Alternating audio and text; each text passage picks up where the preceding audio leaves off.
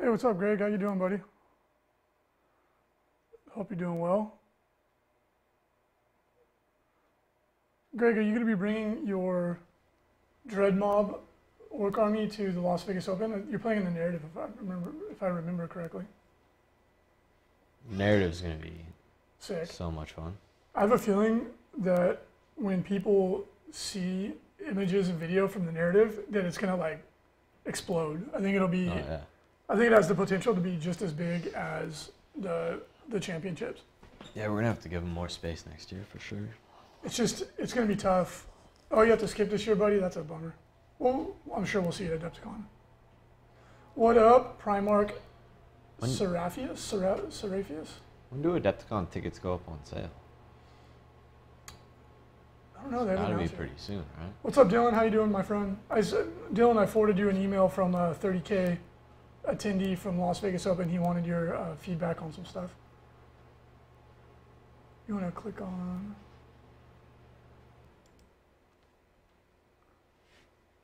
Dreadtober. Greg, I think I saw this. Hey, Dreadnought. God, In the month of October. my mustache always tickles the inside of my nose. I'm always like, You I need to growing out your shave it. beard? nah, I need It's to shave it. intense. It's the hair goes like every direction. I know, it's not like going No, it in goes one like direction. out, up, and shit. I always have to comb it. It's a pain in the ass. At least it's full-ish. Yeah, I mean, if it all grew down, it'd be really full, but Yeah. it grows like directly out from my face. Surprise.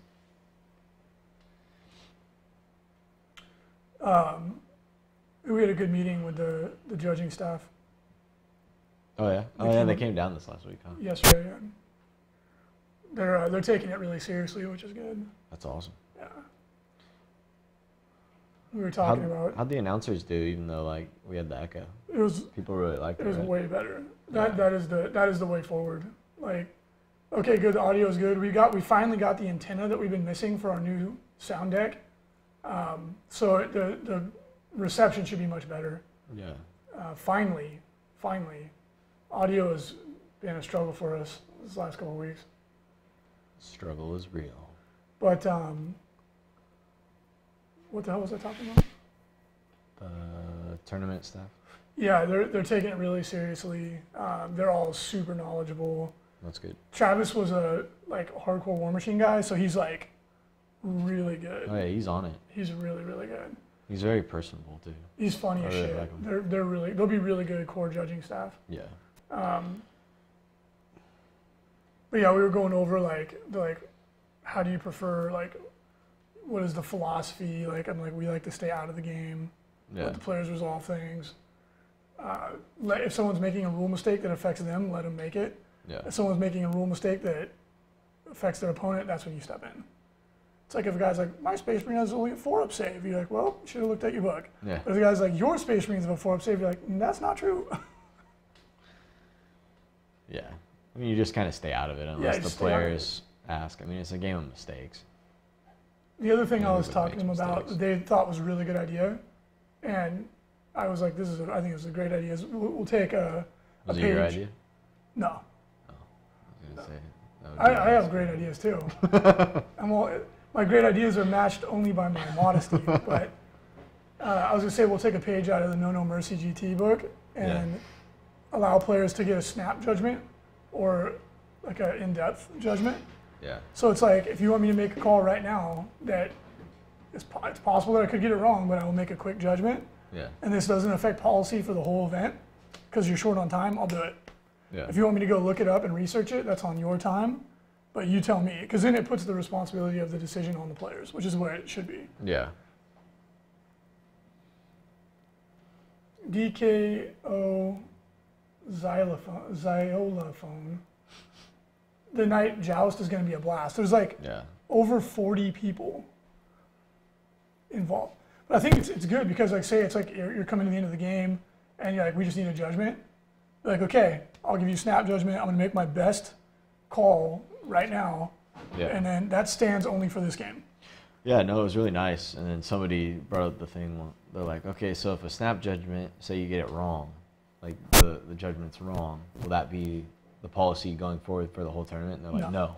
No. This is just right now because the game's so complex. No, like you can't expect a judge to know everything off the top of his head. There's millions of rules, iterations, and combinations. So, Zenitslav, do they send the items earlier? He's asking if anybody's ever pre-ordered from GW. Oh, from GW. I think they send it on the release date. Yeah, they probably send it on the release date. I don't think you get it on the release date itself, though. Yeah, I don't. They might time it so that you get it on the release date, but that's pretty rare. Maybe. You'll probably get it on that Friday is when they probably time it to send. Maybe. I don't know. They might not even ship it out till the release date. I know retailers get it ahead of time, but... Windier83. You just bought yourself a bike list using Savage Work Board Boys. Yeah, that's fun. That's those a fun. sick. Yeah, John McCool uses those. Yeah. John McCool. Yeah, that would be really fun. Mason Moore, he's the top orc player in the ITC. Yeah. As I understand it, his list is a bike star, an orc bike star with that he drags toe and cover into a void shield generator, and it lets him avoid. Like if I would have had that when I played you, it would have been like. Oh yeah, my grab does nothing. Yeah. Zenitslav. Maybe because when I charged you, I would have come out of it. So. Yeah. You killed me after I charged you. That was my ass. Take that. Zenitslav lives in the EU, so he can't order from us. Yeah. You can get your models painted by us, though. Yep, but we can't. If you want to reach out to our painting service. Yeah. Get you some discounts. Have we, Primarch Safarius, have we seen the moving tile buildings? I haven't seen them in person. The rules, yeah. Well, the thing is, those are like hovering things. Like, they specifically are allowed to move, I think, a building, like a building that's got a foundation in the ground. Scouting is a little sillier.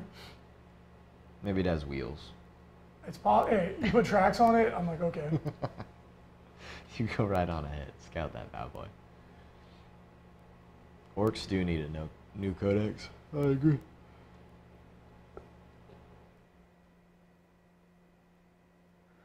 PJ Pants was TOing an event, and someone was saying they can fire barrage templates independently. No.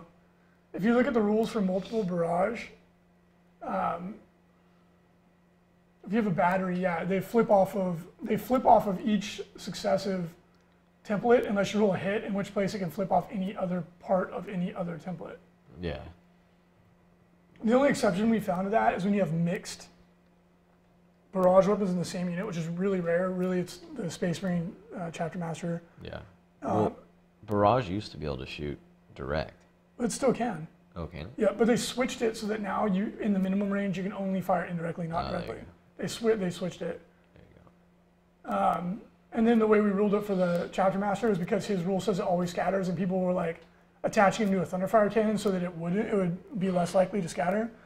Which, you know, I get it. And by the rules, you could totally read it that way. That's not really that big of a stretch, but yeah. The way we interpreted it is that since the Space Marine Chapter Master Orbital Bombardment says it always scatters the full distance, that you have to fire it separately. Yeah. It's just, I think it's just being fair.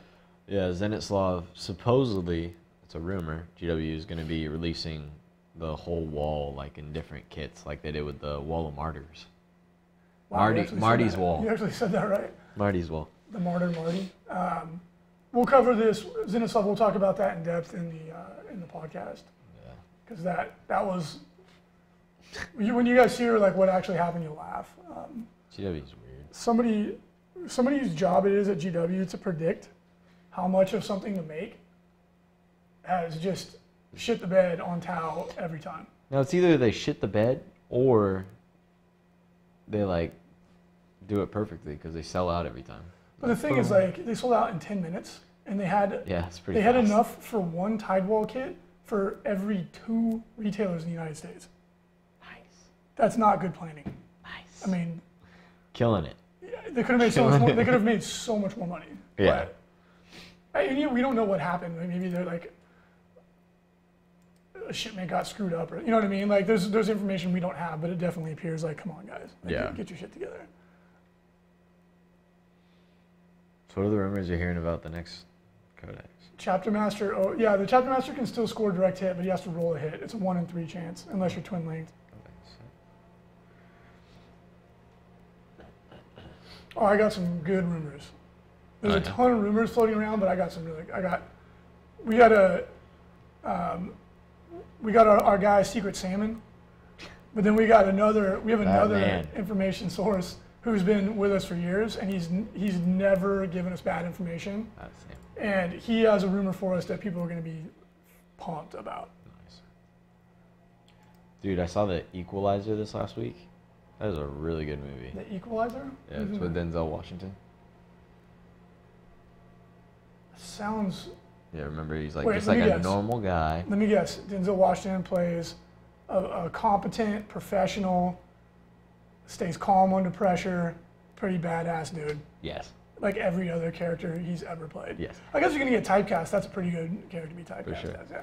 It's a lot like John Wick, but with Denzel Washington. So that sounds good to me. Very good. Oh, and I'm sure you guys saw The Walking Dead last night. God, that was a good episode. I didn't see it. Don't anybody spoil it. Dude, don't you do it. Morgan is a fucking post-apocalyptic Jedi Knight, dude. Well, yeah, he's got that little wooden staff thing. Bro, yeah. the guy is like the man, like, doesn't matter. He stays so calm, and he's just like, what? He's like Denzel Washington with his staff in the zombie world. Windeer? Yeah, it's definitely not Man on Fire. Man on Fire was really good. Man on Fire was really good. Yeah, you know what? It was good. That was a great movie. He fills that guy with plastic explosive. Like, yeah. He goes right up in there. Yeah. Yeah, a good revenge story. It's hard to beat. Yeah. For my money, though, no one did it better than The Count of Monte Cristo. Oh, that was a good movie. The movie was actually really good. Like, the book is incredible. Supposedly. The book is ginormous. It's like huge book because it was a serialized. It was released they released part of it in a magazine or the newspaper in Paris really? For like years. So it was like one of those Good ongoing God. stories. So the story is humongous. Yeah. And the book is so good, but the movie they like shortened it down to obviously a 90-minute movie. Yeah. And like usually that ends up being a train wreck, but I gotta admit the movie was really well done. But they cut out like no shit, like 80% of the story. Yeah. Yeah.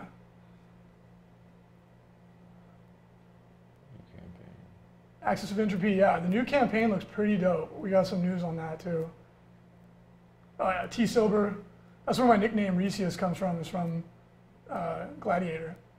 When the movie came out, all of my friends and I would call each other like Resius, Madamus, Tonius, and for some reason my nickname just stuck. Is that where the Viking costumes came from? That was same period of time. I was a Roman legionnaire from that one, yeah, out of beer boxes. Yeah, Nova Star, Count of Monte Cristo. It's for my money, it's the best revenge story I've ever read. It's so good. Yeah. Oh, we're just talking right now, guys. We're gonna start here in like a minute, and you'll get some picture. All right, well, getting ready to go. Did you get new batteries for these? I don't know. I think Mariana did. Did we get new batteries for these? Or no? I have not switched out the batteries. Do you want me to give you them? No. We'll wait. No, these are different. We gotta go get new ones. Okay, go on then. I'm writing my animation.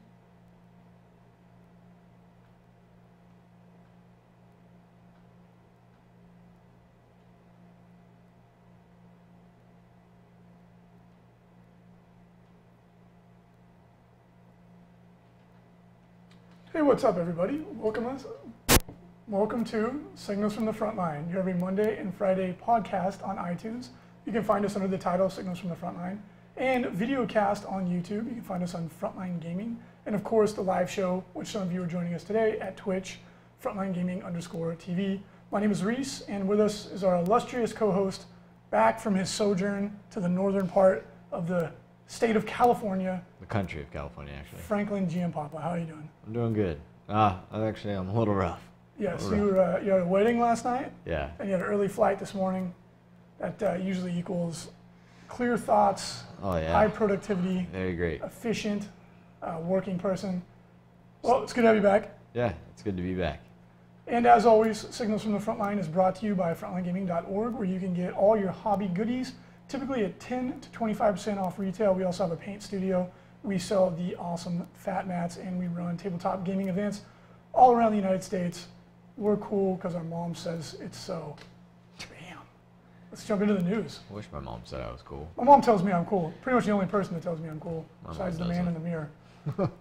So anyway, we got the 25% off pre-order special going. This week's pre-order special is for Tau Fire Warriors and Breachers. It's the new multi-part kit. It is 10 models. It used to be 12. They did shrink it down. Has some drones in there as well, but now you can make Fire Warriors and Breachers. I gotta say the Breachers are pretty badass. And the Fire Warriors can either take the Pulse Rifle or the Pulse Carbine.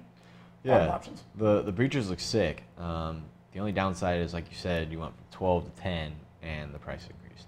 But you know what? According to that video from the Flash Kits, that means that the value per model is increased to the customer. That is for sure. So also for pre-order, something that another item that's got a lot of people very excited is the Shadow Force Solak campaign kit for Raven Guard. Very cool. Yeah. In it, you get a land speeder, Vanguard, Stern Guard, and you get a special captain who looks, I gotta say, badass. I'm thinking about using him to make Elias Isidon. Oh, that'd be cool. Yeah, I've been looking up conversions to make his special gun. I found some baller ideas out there on the internet. And then lastly, also the other half of the campaign set is Infiltration Cadre Burning Dawn, which is a bunch of Tau units. There's a Tetra, or not a Tetra, I'm sorry, the Piranha. And it comes with a special ethereal riding on what looks like, he's like skateboarding on a drone is the way it looks to me. So all of these very cool. Obviously Shadow Force Solak, Infiltration Cadre Burning Dawn, join together like Voltron to give you a campaign.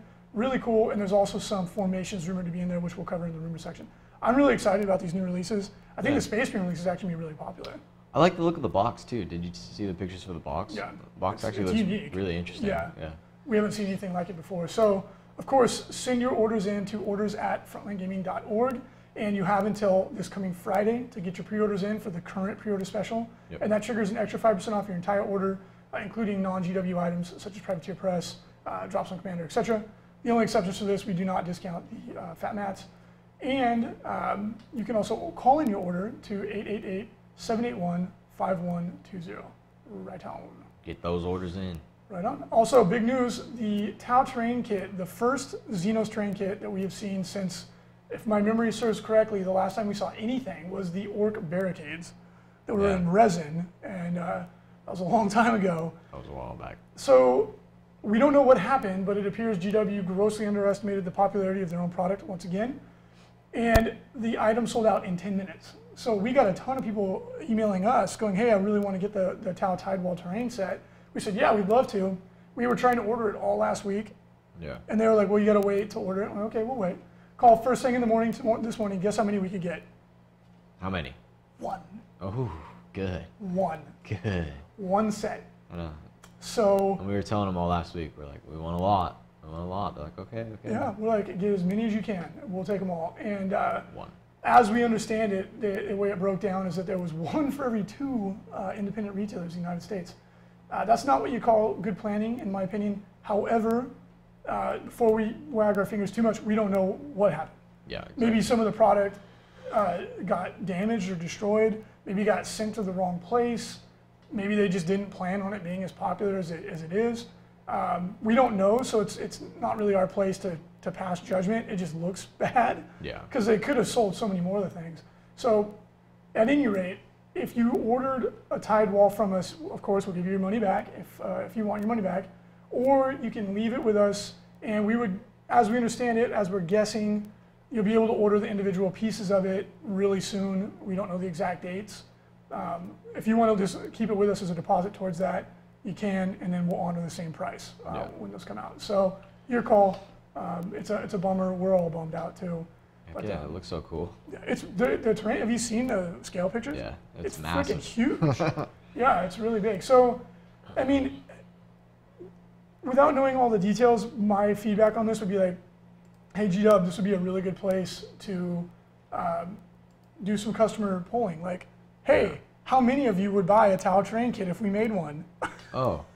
Well, More than one? Let's make that many instead of just going that many. You know, and of course, I doubt that's what. We don't know how they make decisions, so it's easy to make fun, but we could be totally wrong. It just Just like last year, Tau, like it just sold out instantaneously. Then we couldn't get any for months. Maybe they only produce as much as they can afford. You know.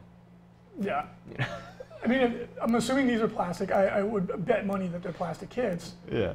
All the expense of making a plastic model is in setting it up. It's design and then milling out the molds. Yeah. And then having the plastic injection machinery, which is mega expensive. After that, it's pennies, right? Like it's extremely cheap to make a kit. So that just doesn't. It just like what? You did the expensive part already. That's all I got. Why not make some more of the plastics? You know. But we don't understand the economics of. They know their business better than we do. Just from the outside looking in, it's like okay. It's pretty. It's comical. Yeah. Oh well. So coming out with other kits, so yeah. figure it out. Las Vegas Open update. We are going to implement a new judging tool, which, to give credit where it's due, a great idea came from the No Mercy GT, which just happened a little while ago. Frankie did quite well at it. Yep. Our boy Jeff in Control Robinson got second. Steve Sis got first. Yeah. Good luck to them. But Peter Kelly had a really good idea, the head TO of that event, and he gave players an option at the table. When the TO came up, he said you can either get a snap call, which is a judgment that the TO makes to the best of their ability in the moment, and it's not a binding judgment. It doesn't mean every other time they have this circumstance they're going to make the same ruling, and it's an acknowledgement that no one's perfect, no one knows all the rules. The judge may actually make the wrong call, but it's a quick judgment. And if you're low on time and you just need to have the judge break a stalemate between the players, the judge will make a call to the best of their ability, move on, and then everyone accepts the fact that that is the best call that could be made given the opportunity. Yeah. Or you can opt to have them make an in-depth or a researched rule call where they'll consult all the FAQs, the books, and then they'll make a judgment call that will be binding. Yeah. But it could take a little bit of time. Could take a little bit of time. I think it's a great idea. Yeah. It really is, because sure. In the heat of the moment, sometimes time is more important than getting it, laser accurate. Like the two players have come to a point where they disagree, and they just need someone to break the tie, basically. Yeah. And the judge will do that. Majority of the time, the ruling will be correct, but every once in a while, you'll have that one call where it was wrong. But yep. And you don't want the judge to get crucified for that, because being a judge, first of all, sucks because you're not getting to play.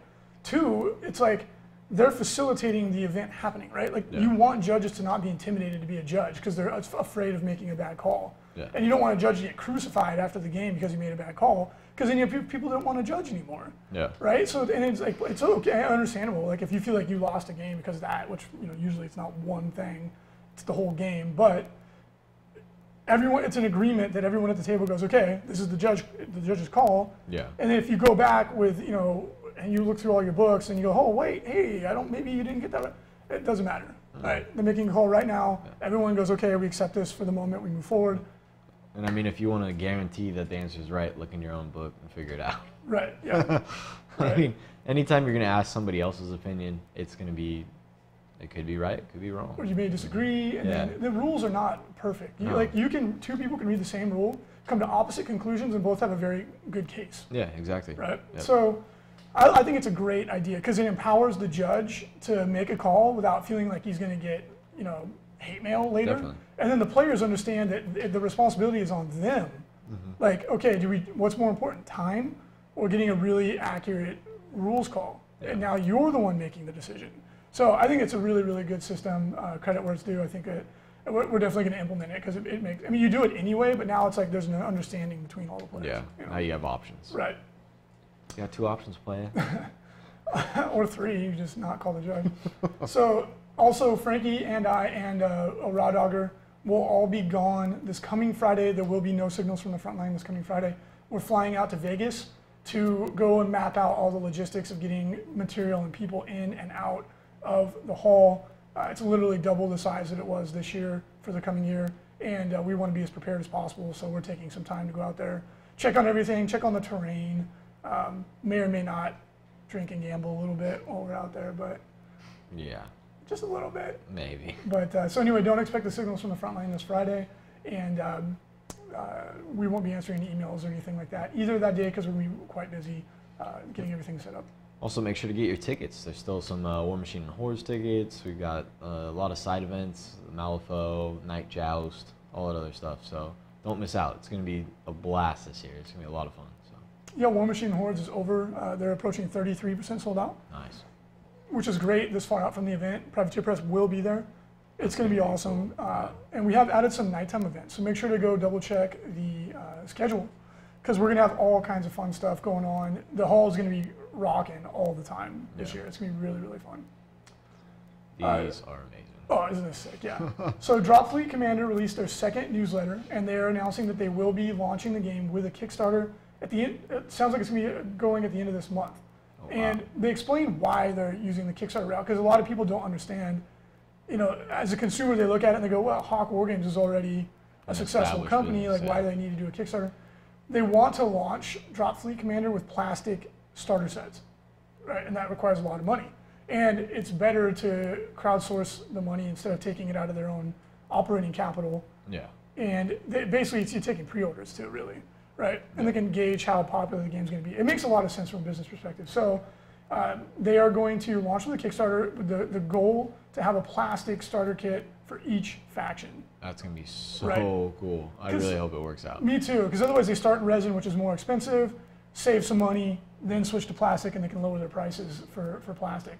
So it behooves everybody to support their Kickstarter if you're interested in the game. Yeah. And then they're showing some pictures of some of the new UCM battleships. Things are incredible, dude. You know what, I gotta say, Dave is such a talented guy. Like, he's a freak. He's a freak. Like, he's not only is he an amazing artist, right? Like, I mean, if you look at those of you who are watching live or watching on YouTube, you're looking at the images of these UCM ships. Yeah. Those of you who are listening to us on iTunes, just close your eyes and imagine, or go to the show notes at frontlinegaming.org. I mean, these are so sick for spaceships, and the guy's a great artist. He's super disciplined and works his ass off, and he's a good businessman. That's like, what? Yeah. That's such a rare combination. And he cares about his customers. Yeah. Like, he straight up has said, in person, he's like, I want to give you guys the best price possible. Yeah. On every kit. Yeah, he's like, I want to give you the game that I would want to play, and it really deserves the support of the community. It's a Drop Zone Commander is a really fun game, and like our army's getting painted. You'll be seeing videos in I would say within a month at the most, and we're really excited to try Dropfleet Commander too. Yeah, I think Dropfleet's going to be a lot of fun. And speaking of Drop Zone Commander, Hawk also put up some new named commanders up for pre-order on their website, and these are the Scourge character, Cavebreaker, the Resistance character. Yeah, it's really cool. The fluff for him is pretty cool. There's the Resistance character, the Ferryman, and the Shaltari character, Ramses. The Ferryman. Well, he's the ferryman, like from Roman mythology. I know. Okay. Just joking. He delivers people to the underworld. Yes. I really like the fluff that's coming out for the Scourge characters, because the Scourge are a parasite. They take over a host creature, and that creature basically loses its personality. But there's some of the Scourge that have personalities. Like, they're so strong-willed, and they don't know if it's like the host or the parasite. But there's some that have a personality, and Cavebreaker is one. He's got one of those personalities. And he likes to go and just beat the shit out of resistance fighters. That's like the people he usually that's cool. Goes after. So really neat. What do you think about the new Shaltari Ramses Walker? He looks like he's like a lion or a lizard head. I like it, dude. That thing looks sick. It's pretty cool. Yeah, he's rocking it. I dig it. Yeah, definitely you'll be seeing us trying out some of the named commanders as soon as we get our stuff painted. Okay. Mechanical Warhorse shows off some additions to their pipe relay kits, and these look pretty cool. Yeah, they made like little tower things. Yeah, no, the tower's already out, okay. And it's the kind of like the crow's nest on top of the tower with a room that has the space for the guns on them. Very cool. We have some of these pipe networks, and we've used them in battle reports. You guys have seen them. They're simple, but they look great, and they're an easy way to really, really make your table look awesome. Plus, Carlos, the owner of Mechanical Warhorse, is just a really good guy. He's like one of the nicest people out there. He will be at the Las Vegas Open if anybody wants to grab some of those goodies. Yeah, and these look great on the industrial fat mat. I think they look really good on the Alpine fat mat too. They look good on all of them, to be honest. They really work for anything. You can put them on any playing surface, but I always think of like the Alaskan pipeline when I see them on the Alpine, right? Like, so yeah, they definitely look good. Also, Antonosity's Workshop releases a new vehicle, the Hunchback. You know what? This one, I don't dislike it. I just don't like it as much as some of their other stuff. Really? I think I dig it. It's an APC. It just feels really simple. Not that that's a bad thing, but like the stuff they had last week that we were looking at. Yeah, it was crazy. Really cool, right? And like this is kind of like a generic APC. Not to say that that's bad. I'm sure there's people out there really dig it, but Yeah. And maybe it's the paint job. It could be the camo on it. Yeah, you know, it's just feels a little too simplistic for my taste. Not to say I think it's a cool looking vehicle though. It's just it's not my favorite thing they've come out with. I dig it. I like it. All right, ITC news. So we had a bunch of events come in last week. Event results come in last week. Really excited and wanted to go over the updated ranking. So our top 10 overall ITC right now. Number 1, first place, Pajama Pants, Alan Byromovich. He had a commanding lead. He did. He was just dominating. Just destroying it. But the competition is fierce, and we've got some people that have racked up some points, and now they are within striking distance to take him down at the Las Vegas Open. And I know Alan is starting to hunt for some more ITC events. He's heading down to Atlanta because he wants to keep his points. Because in second place we have Jeff and Control Robinson. In third place we have Steve Sisk. These guys are both very close to Alan in points. Fourth place we have Toon King, Brett Perkins. Fifth place we have Jeremy Vessier, the French Overlord. Sixth place we have Wesley Pauly up in Canada. Seventh place our very own Jim Yee. Eighth, Mitchell Rabb. Ninth, Jeff Thompson, also a Canadian. I don't know why I like to say it like that. Brett Perkins, unfortunately, though, I think he's out of the running. Why? Yeah, just had a kid. So he's no more tournaments? Yeah, he's like, I think Nova's my last tournament. Oh. I was like, no. If he could make it to LVO, he may still finish the season in the top 10, though. Yeah, I think he'll still be in the top 10. Hopefully he can make it to LVO, but he had a baby. He was saying probably not. Well, you know what? He's sitting good at fourth place. Now, yeah. This all looks really good, but we have a couple of snakes in the grass lurking down there that are in the high 300s in their scores that only have 3 scores. Oh, wow. Aaron Along is probably the most notable player that's in there in striking distance to go and just surprise people. If he comes to the LVO and he kicks ass like he did at Nova Open, he could win the whole thing. I know. So dominated Nova. He kicked everyone's ass. You know, like now the ITC format is different in that he won't have full strength invisibility. He won't have full strength 2-up reroll if he did. I know his list didn't always utilize that, if at all. But and there also will be super heavies. So that is going to mitigate it a lot. And another thing that people just aren't grasping yet is how powerful tank shocking is. You can kill a Death Star with rhinos, and people just don't know how to do it yet. So we're working on a video to show people how to do it. And I know I hate Death Stars, but that's not the purpose why. It's just we want to educate people because we don't want people to get caught by the rhino wall of death and not know how it works. And there's a lot of people that just don't understand how tank shocking works, period. Yes. And we really need to show it off because we get emails all the time on how to tank shock. And at tournaments, like at No Mercy, I had 3 people come up to me and be like, hey, if I tank shock like this, will I be able to kill these guys? And I was like, no, that's not how that works. We're making a video. We got bogged down with our narrative video for a lot of reasons. We expected it. That one, it's taken longer than anticipated. A lot of it is because the main individual, Mariano, who's editing it, doesn't play 40K yet. So there was just like a lot of things that we assumed like, oh, this is a this is a that, and there was a lack of that knowledge. So understandably, it's taking longer than anticipated. So that has kind of backed us up a little bit, but we will get back on track, no big deal. And we'll have some videos. The other one we really want to show people is how to do multi-assaults and complex assaults, because people still get that wrong all the time. But the tank shock is gnarly. You can kill monstrous creatures in 1 hit. You can kill Death Stars. It never really came up because until Battle Company, there wasn't enough vehicles on the table to do it. Yeah. And now it's quite easy to do. And if you got a invisible re-rolling Sage Death Star, you just can like rhinos to the rescue. Hello, guys. And we want to educate people on how it works because there could be some people get extremely upset if what they think is invincible Death Star ends up as a greasy stain on the front of a rhino. A free rhino, no less, make it even more insulting. So at any rate, top teams in the ITC, first place, Chicago Kamikazes, and that would be Alan Byramovich, also Aaron Along on that team. Yeah. Mitch, also on that team. They only have 13 team scores. They are small but fierce. They're kicking butt. They are the Terminators, fluff Terminators of the ITC, small but elite force of tournament players. Second place, our own Team Zero Comp. Yeah, we have 121 team rankings, or team placings. Yeah. Currently not our best scores. We're the World War II Russia of the ITC. Yes, we are. Quality is a quality all of its own. And in third place, we have the very effective. They were the top team in ITC last year, the Left Coast Corsairs. Yeah. As for faction rankings, Agents of the Imperium, we have first place. First place, Jeff and Control Robinson, followed extremely closely by the French Overlord Jeremy Vessier. Blood Angels, we have Mike McKinney. Chaos Space Marines, we have Alan De Hesse. Chaos Demons, we have Peter Kelly. Dark Angels, we have Brandon Grant, who has a really cool list. Yeah. Dig it. He's an extremely good player. Dark Eldar, Willow Rider has been dominating the entire season. Yeah. Eldar, Brett Perkins, our boy Toon King, who, well, good luck to you, sir. Hope you can hang on to that. Grey Knights, we have Trevor Sandoval with a .02 point lead over Jim Yee. I mean, they're essentially tied. Come on, Jim. Yeah, Jim, you got to get back in there and fire that Sin Star back up. 1,500 point Sin Star.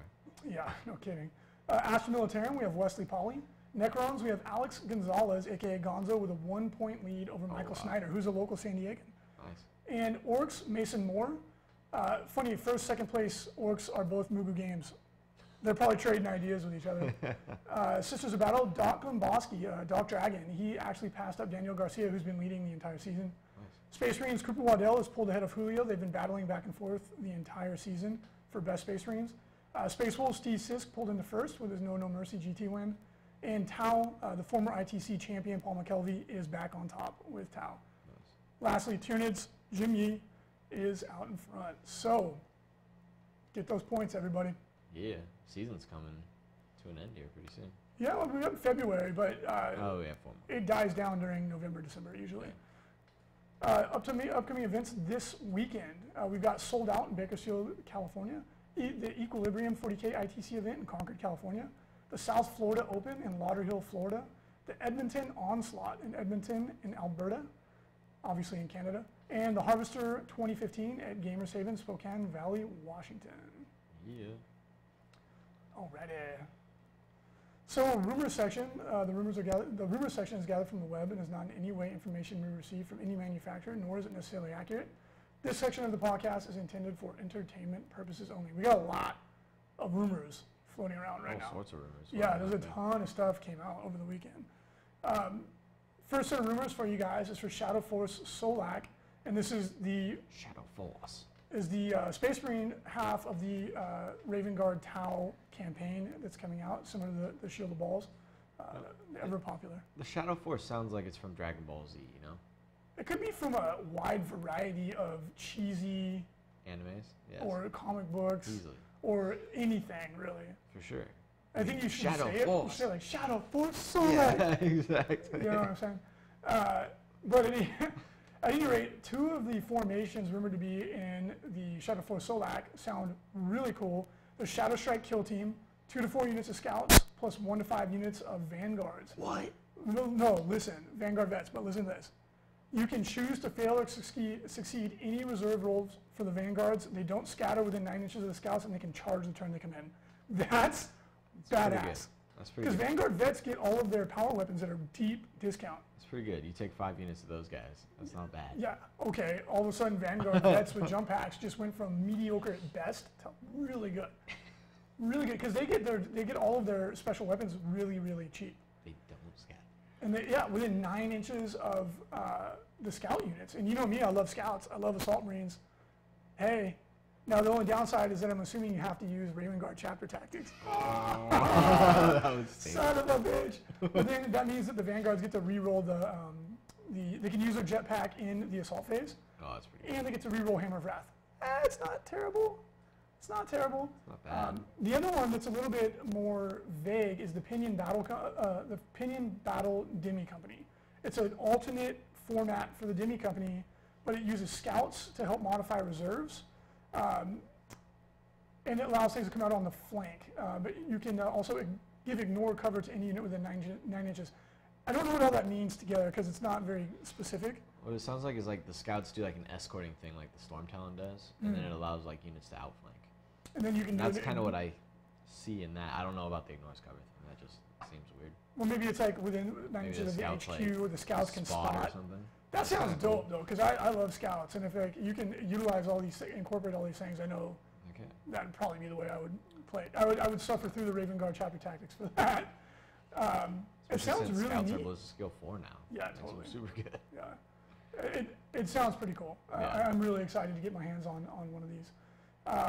One of our sources who has been extremely reliable in the past, this is the gentleman who told us about the Warlord Titan a year before it came out, when it was not, there was nothing, right?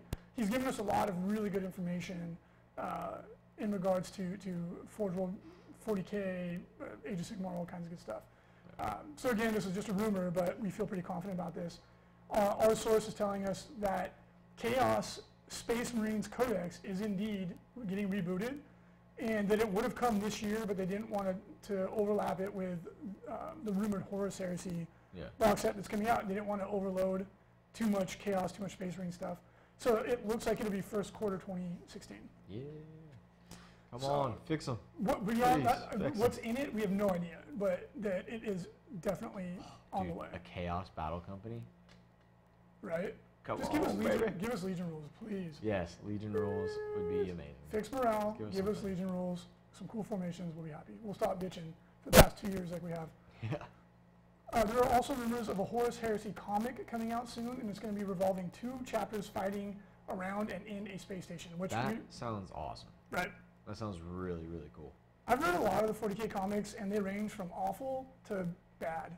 I'm sure it'll be bad, but Yeah. it still sounds really cool. Like, the only ones that have been, like, even decent were, of course, Dan Abnett, the man.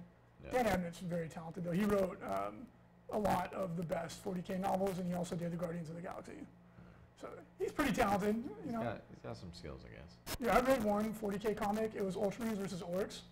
It was, like, so unbelievably bad. Like a kid, it was like bad fan fiction. Yeah. And then the art was shitty too. No.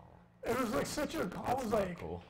I literally could have done a better job. Who makes the comics? They vary. Lisa's mic just kind of cut out. Can you turn it off and on again? They vary. You know, there's a wide variety of people that contribute. Black Library would be making this one. So that would be kind of cool. No, the comic books are not made by Black Library. I believe there was one that was like about Titans and stuff that was made by Black Library. Oh, cool. Yeah. Not sure what Reese said. Did he say chaos? Okay, Frankie, why don't you read the rest of the rumors? Yeah. Okay, 100% better, much better. There you go. Go ahead. Sorry about that. Tons of rumors floating around on the interwebs about Eldar Corsairs lists in the IA-11. I know you're really excited about that. I am. Some of this shit in here is straight cray-cray, dude. Yeah. So, again... Corsairs Wraith Knight? What? Bro, okay, let me just get your beehole warmed up for this one. Does he, like, float? Like, yes, actually, he can teleport. So let's just go. So again, Imperial Armor 11 is Space Wolves, Cadians, Eldar. And Space Wolves. Corsairs is a new army list. They're Eldar pirates. They're a combination of Craft World and Dark Eldar. So they're kind of like Dark Eldar are chaotic evil. I say Eldar are like neutral good or chaotic neutral. Yeah. The Corsairs are definitely chaotic neutral. They just do whatever the hell they want when they want. They're really cool. The army list sounds very interesting. They've got some really cool stuff. They have their own Wraith Knight. Okay, this thing has dual Hellstorm template Warp Spider guns. What? So you have 2 of those, strength 7 AP4, raining against non-vehicle targets against... Isn't it only strength 6? No, there's a strength 7. Oh, there's a strength 7. Yes. Good. Two of them, Good. or they can shoot 48 inches, 7-inch blast, 2. Oh, God. Okay, that's fun. Also, he's still grotesquely underpriced, right? Like, he's more expensive than cheaper. He's more than a normal Wraith Knight, but it's still dumb, right? Like, you still need to add 100 points on that. Or he can take 2 fusion lances, and he can teleport, right? And then one thing he can do is he can either teleport 12 inches, or he can just choose to teleport into ongoing reserves. He's like, I'm in a bad spot. I'm about to get charged. Peace. You're like, oh, God. Or you charge him and then he teleports out. I don't know if you can do it out of combat, but we'll see. But one of the other things is their jet bikes, which are troops. Oh. They're better than Eldar jet bikes. No. Yes. How is that possible? Because they're the same thing, plus each guy can take a Dark Lance. Or you can upgrade 3 of them to be characters, and they can take like Venom Blades, Power Weapons. Like, That's so cool. Yeah. I actually like that. That's Dude, really cool. they're gnarly. A dark lance on each one? Jeez. Yeah. You can take a unit of 3, each with a dark lance, jump, shoot, jump. You're a troop. Like, okay. And way better than a Ravager. And then you can upgrade them all to be characters with multiple attacks, you know, venom blades, whatever the case may be. Yeah. Jeez Louise. Yeah, so what's going to happen, this is what's going to happen. Every Dark Eldar player is going to become a Counts as Corsair player. Yes. Their army's actually good. And again, they're gonna. I guarantee they'll be battle brothers with all other Eldar, so it's gonna be really interesting to see how that plays out. But that's cool. I dig it. I'm excited to see how it turns out. Forge World has releasing a bunch of new stuff. Really exciting. There's a new Raven Guard special unit called the Mord Datha, I believe is how you pronounce that. And they're basically like Space Marine snipers, and they're going to be extra special snipers because they're Raven Guard, extra sneaky, extra shooty. They look really cool. They do. Yeah. Also, images floating around for the Garo release.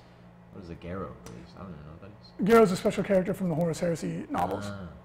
See, I don't read. Who is Garo? Do you remember? Nope. I do remember. If I remember, correct me if I'm wrong. He was one of the first guys that started the Grey Knights. Pretty cool. If I remember correctly. Also, big news from Forge World. They're releasing a new Dreadnought chassis. Looks freaking sweet. It's called the Leviathan Siege Dread. It's 13, 13, 12. All these special rules. There's like 8 guns. I don't know.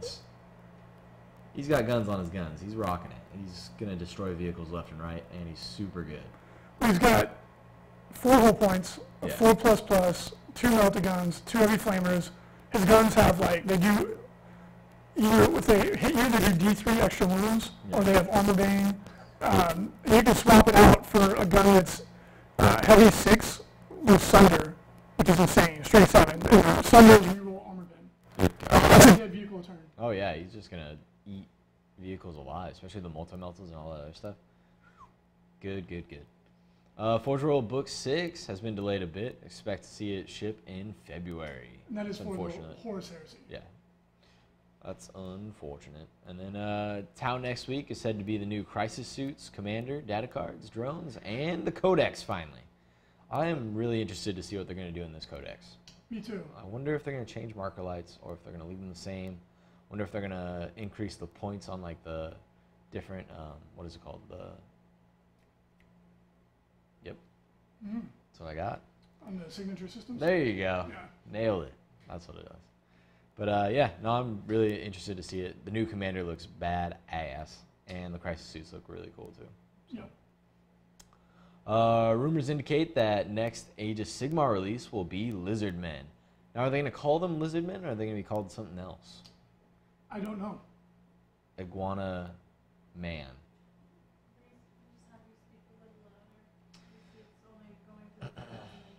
Yep. We're plagued by audio problems yet again. I don't know what they're going to be called, but it looks like Lizardmen are going to be coming up. What's lizard in Spanish? Do you know? I actually don't know that. That would have been cool. GW stores are going to be open 7 days a week, supposedly. That would be really tough to do, especially since a lot of them are single-man stores. That would be brutal. Could you imagine if your boss was like, yeah, you got to work 7 days a week now? You can't. I'd be like, that violates labor laws. So, yeah. I mean, someone could choose to work 7 days a week. We often work 7 days a week, but that's because we choose to. You can't make somebody do that. They'd have to hire more staff, of course. clearly. So we'll see. I guess they're going to do a test run in a couple stores in the United States. Nice. 7 days a week, that would be really cool. I mean, GW stores were always a lot of fun to go into.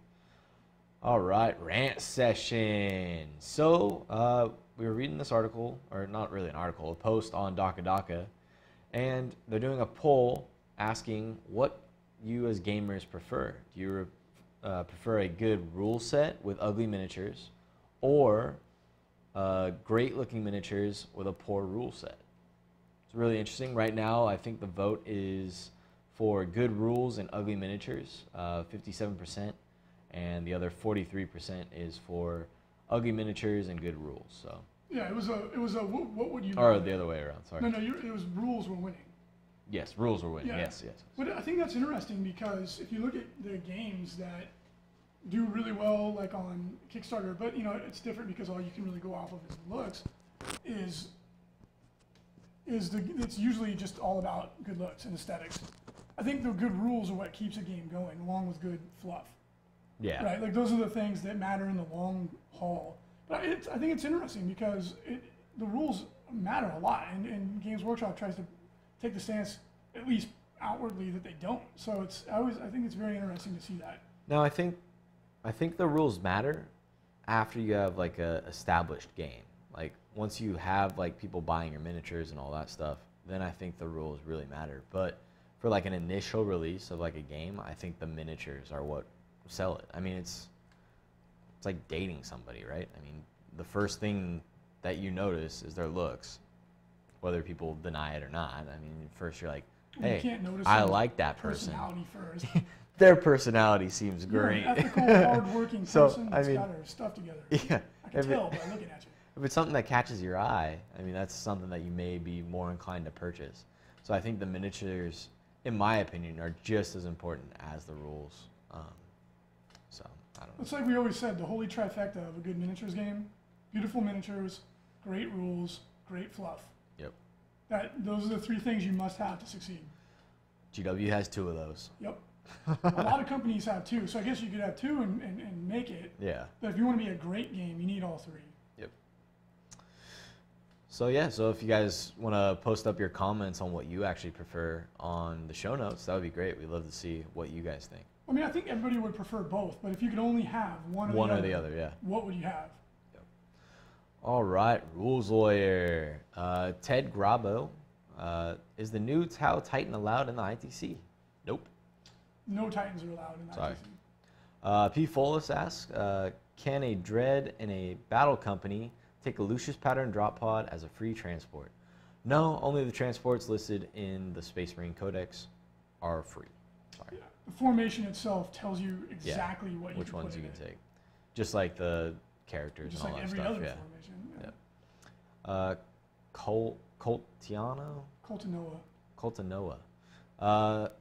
Does the Speed and Fury special rule for Firehawks, which makes Assault and Vanguard units scoring, also make those units OBSEC? No, it was a rule for the 6th Ed book. Sorry. SFWF Warfare. If I stick a Rune Priest on a bike in a unit of Thunderwolves, can that unit run? Yes, the bike can turbo boost and the Thunderwolves run as long as you keep unit coherency.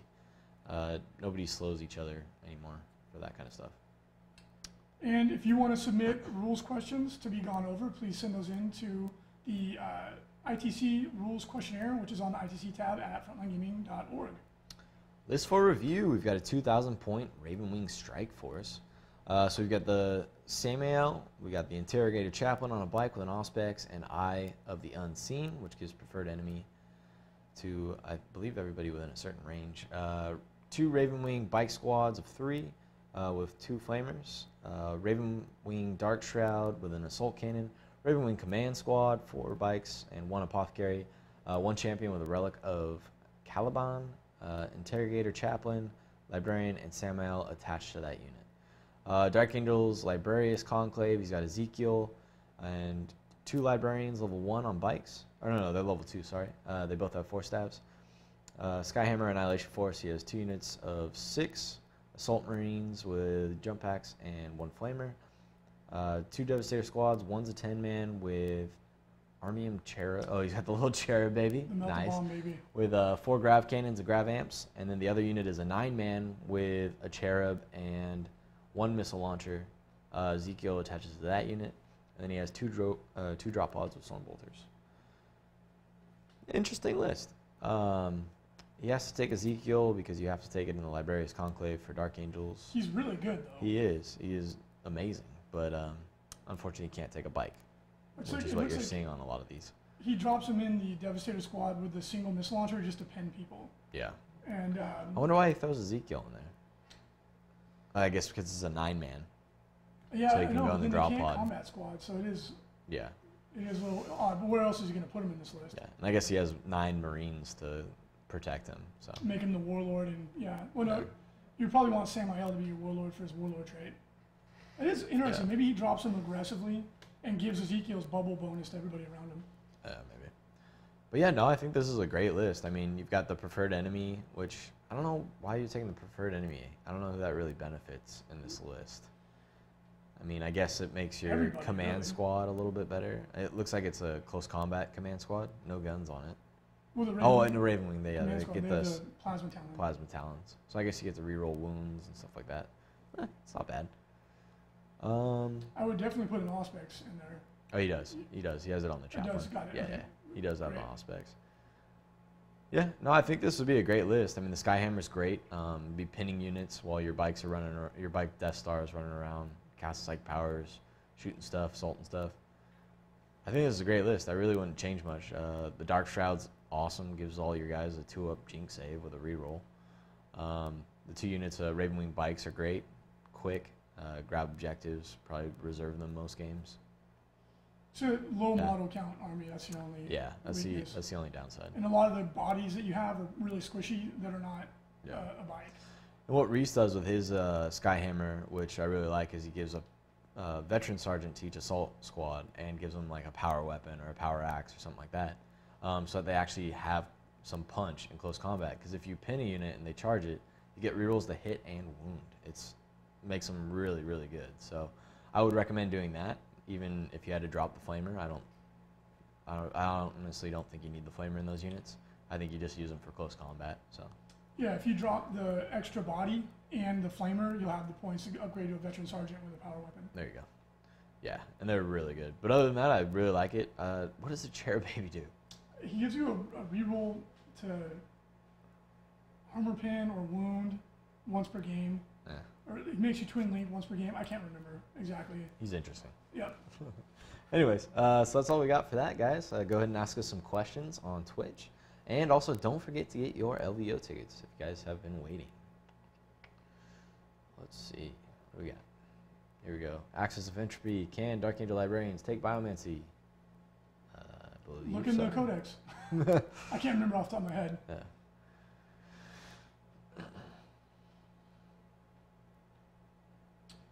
Gray goals. Can you tank shock a storm surge with Rhino? The rules don't give you anything as to whether or not you can tank shock a gargantuan creature. I thought they said that you can't. If I remember correctly, there's nothing. It doesn't say anything at all. Oh, really? Right. So we'll have to come up. We'll have to make a rules call on that. Yeah, we'll have to check. DKO Xylophone. You work for Uber? That's awesome, dude. I'm sorry, I saw that, so I use Uber all the time. So, let's see. Johnny Wraith. Do you want to read that one? Hear you better. Yeah, with the increased number of gargantuan monstrous creatures, are you considering changing the toe and cover rule for gargantuan monstrous creatures specifically? I'm willing to bet that that will come up on the poll for the next one because that is very, People very keep asking, frequently. But yeah. remember, submit this. If you have something you want to see on the ITC FAQ, submit it through a rules questionnaire. Yeah. Like going over to Frontline Gaming and say, hey, I would love to see us vote on whether or not gargantuan creatures should get toe and cover. I don't think they should. I think it's retarded. I think it's stupid that something like a Wraith Knight that's 100 feet tall has the very tip of the edge of his base touching a bush and he gets a save. Like, that's silly. It's a 41st millennium bush, okay? It's Things grim built and to last. dark. Okay. RG Marcon, what would you guys change / hope is going to change to make mutilators viable in the new codex?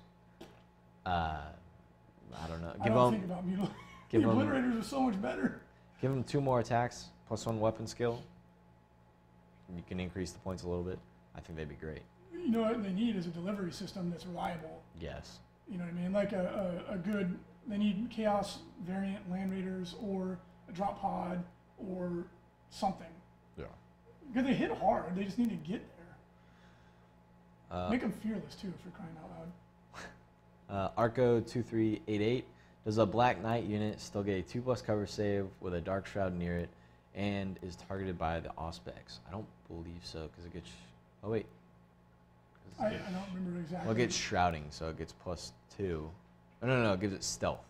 So no, you get a 3+ reroll. Just check, because your cover save can never get improved better than a 2-up. Yeah. So order of operations, you get the buff and then the negative. So I would look at it as a 3-up. Yeah. Nova Star. So Reese, right after you said terrain can't move, GW releases moving terrain. What is your snap call on that? Well, that is a rule that allows it to move. No other formation does, or no other fortification does. So I think that one answers itself. Just because one person can fly doesn't mean that therefore all models can fly. That's silly. Zenitslav, just send us an email to painting@frontlinegaming.org to get your models painted.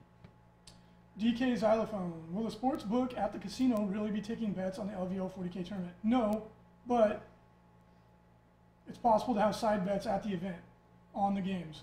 That is legal. Let's see. Windeer 83, we're not talking about monstrous creatures for the total cover. We're talking about gargantuan creatures. Yeah, but there are a lot of people that are bringing up the monstrous creature thing too.